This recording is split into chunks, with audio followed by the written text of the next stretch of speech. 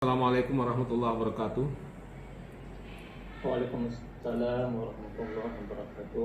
Alhamdulillah wa syukurillah wassalatu wassalamu ala rasulillah wa ba'd.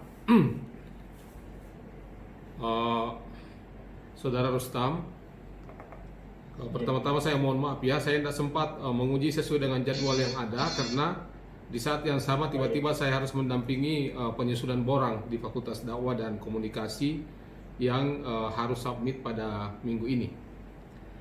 Baik. Saya tidak persilahkan Anda untuk mengulas lagi disertasi tesisnya, tetapi saya langsung saja memberikan pertanyaan-pertanyaan yang berkaitan dengan tesis yang saudara tulis. Nah, judul tesis Anda adalah perbedaan qiraah. Ya, perbedaan qiraah dalam surah Al-Baqarah dan penafsiran dari kitab Ma'alim Tanzil. Nah, yang pertama adalah saya ingin konfirmasi pada saudara, ini ada berapa ayat yang saudara bahas dalam surah Al-Baqarah ini?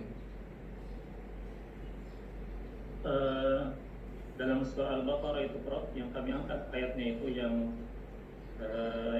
memberikan yang adanya penafsiran Al-Baghawi yang berdampak pada penafsiran ayat itu ada 10 ayat, Prof. Dari 10 ayat itu bisa tidak saudara memberikan kategorisasi dalam arti diintegrasikan dalam bentuk tematik, apa saja temanya itu dari 10 ayat itu, apa saudara sudah kategorisasikan itu?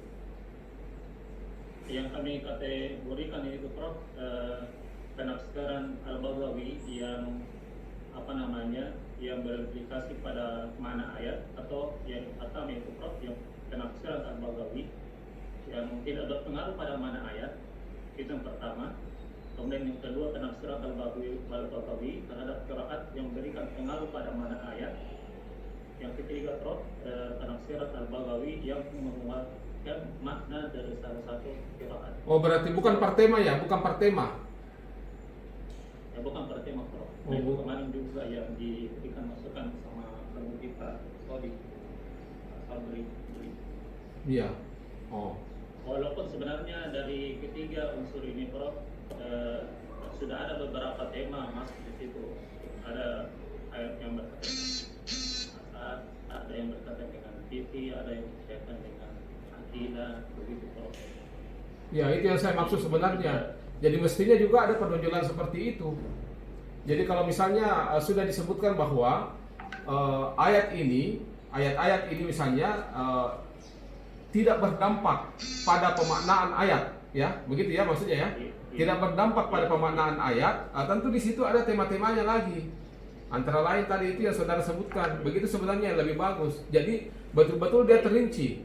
Jadi setelah Anda kategorisasikan bahwa ayat ini ada dampak atau tidak ada dampak, itu ada lagi tema-tema yang sebagai lanjutan dari situ. Itu lebih bagus, lebih fokus lagi. Ya. Ya, tolong diperbaiki nanti itu sebelum saya tanda tangan ya. Nanti ke anunya, ya. Nah, kemudian ini kan yang saudara bahas di sini tadi, saudara sebutkan adalah antara lain ayat-ayat yang tidak memiliki dampak, ya. Jadi kalau misalnya saya gunakan istilah di hukum Islam itu ayat ini tidak berdampak atau tidak berpengaruh terhadap perbedaan qiraah, terhadap istinbat hukum. Ya, itu kalau bahasa hukumnya itu ya. Nah, kalau Anda ini kan pemaknaan ayat. Bagaimana saudara memahami misalnya qiraah syadzah. Qiraah syadzah itu kan sebenarnya sanadnya bagus ya. Tetapi ada perbedaan dalam ayat Al-Qur'an itu yang resmi, yang Rasul Usmani itu. Jadi misalnya saudara juga sebutkan, saya lihat dalam tesis, wala tukrihu fatayatikum alal bigha'i in aradna tahassunan, dan seterusnya. Wa may yukrihunna fa innallaha min ba'di ikrahihinna ghafurur rahim.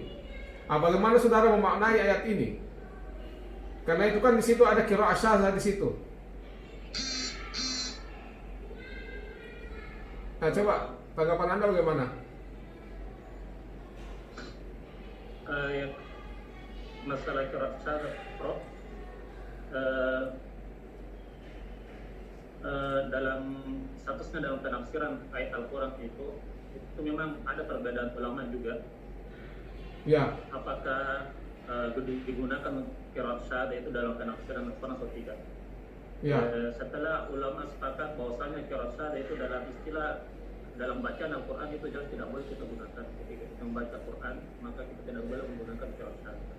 Namun dalam penafsiran Al-Quran ini, Prof, inilah yang ada perbedaan ulama. Ada yang mengatakan boleh kita menggunakan qiraat syadz dalam menafsirkan Al-Quran. Ya, oke. Saya bisa pahami itu. Nah, sekarang maksud saya begini. Itu kan di akhir ayat itu disebutkan fa innallaha min ba'di ikrahihinna ghafurur rahim. Itu kan sazada sih, qiraat sazada. Itu kan ada tambahan, ada ziyadah situ lahunna. Fa innallaha min ba'di ikrahihinna lahunna ghafurur rahim. Apakah memang di situ tidak ada dampak? Bagaimana Anda mengelaborasi itu?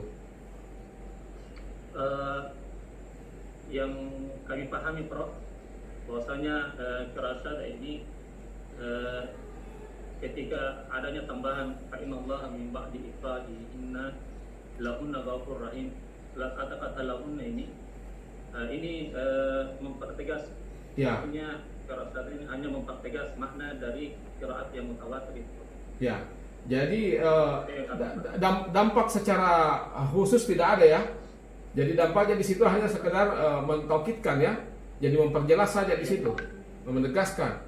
Ya, jadi menegaskan bahwa ampunan Allah itu ditujukan hanya kepada budak-budak wanita yang dipaksa oleh tuannya untuk melakukan pelacuran. Jadi bukan yang melaksanakan pelacuran. Ya, itu kan begitu maknanya ya, penegasannya. Iya, baik. Isu lain yang yang saya ingin tanyakan kepada saudara adalah terkait dengan ini kan juga sebenarnya tesis ini tetap bagaimanapun juga tetap berbau berbau kajian tokoh dan kajian kitab, mabahis kutubi tafsiriyah, ya. Nah, pertanyaan saya adalah bagaimana sebenarnya karakteristik ya penafsiran dari Ma'alimut Tanzil ini terhadap Al-Quran secara umum dulu, atau sama saja dengan penafsiran lain? Nah, bagaimana itu?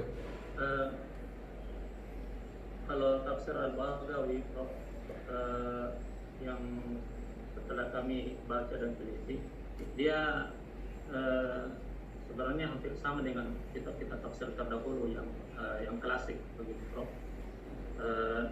Dalam hal ini dalam kaitannya dengan tafsir di Ar-Riwayah. Ya. Di Ar-Riwayah, bahwasanya kebanyakan dalam menafsirkan ayat Al-Quran, Imam Al-Baghawi mengutip hadis Rasulullah SAW ataupun asar. Oke. Itu satu hal. Jadi dari sisi bentuk penafsiran dia lebih banyak berriwayah ya. Itu satu. Kemudian yang kedua, metodenya, bagaimana metodenya?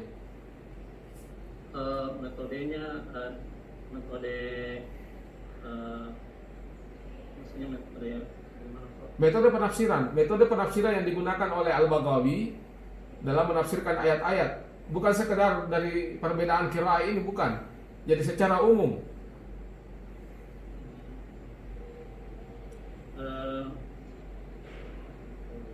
Mestinya Anda spontan ini menjawab, karena ini kan kajian kitab ini. Tidak boleh lama begitu jawabnya. Apakah misalnya dia gunakan tahlili atau tematik? Iya, Prof. Gitu. Tahlili, Prof, metodenya. Ya. Tahlili ya? Tahlili. Anda yakin di situ tahlili? Nah, terus pertanyaan berikutnya adalah, kalau misalnya dia gunakan tahlili, apakah dia konsisten dalam menggunakan tahlili itu? Cara kerja tahlilinya dia seperti apa?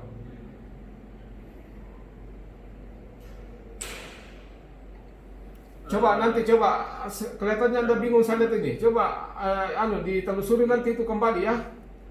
Diperbaiki nanti semuanya itu. Jadi saya harap tadi itu bentuk-bentuk penafsiran sudah bagus jawabannya, bahwa dia adalah lebih dominan pada riwayat, dan itu saya kira ada contoh-contoh dalam penafsirannya nanti yang ditambahkan. Kemudian yang kedua, Kalau misalnya dia tahlili, ya pastikan bahwa dia betul-betul tahlili dengan cara betul-betul Anda jelaskan bahwa dia menggunakan cara kerja tahlili seperti ini, misalnya ya. Apakah misalnya di situ ada syarat kosakatanya, apakah munasabahnya ada, asbabun nuzulnya ada, bagaimana hadis. Ya, saya tanya bagaimana hadis di kitab Ma'alimut Tanzil ini. Ini mengutip perkataan Syekh Islam ini ya, sebenarnya ini tafsir Al-Baghawi merupakan ringkasan dari tafsir Al-Sahlabi Al-Kashf Al-Bayan. Namun Imam Al-Baghawi telah menyaring hadis-hadisnya. Hadis-hadisnya dari maudhu, hadis yang palsu. Walaupun sebagian ulama juga masih ada yang mengomentari hadis-hadis yang terdapat pada tafsir Al-Baghawi. Apakah misalnya ketika dia menjelaskan satu ayat, ya, kemudian ada hadis yang menjelaskan ayat itu, ya, apakah dia seperti misalnya Pak Quraisy dalam Al-Misbah itu, dia hanya langsung memberikan matan hadis atau seperti apa? Dalam metodenya ya, dalam mengutip hadis itu beliau menuliskan sanadnya. Oh, ada sanadnya. Oh iya, bagus itu. Ya, tidak langsung pada matan hadisnya, tapi ada sanad riwayat hadisnya. Iya, oke. Nah, yang terakhir nanti tidak usah dijawab, itu corak ya.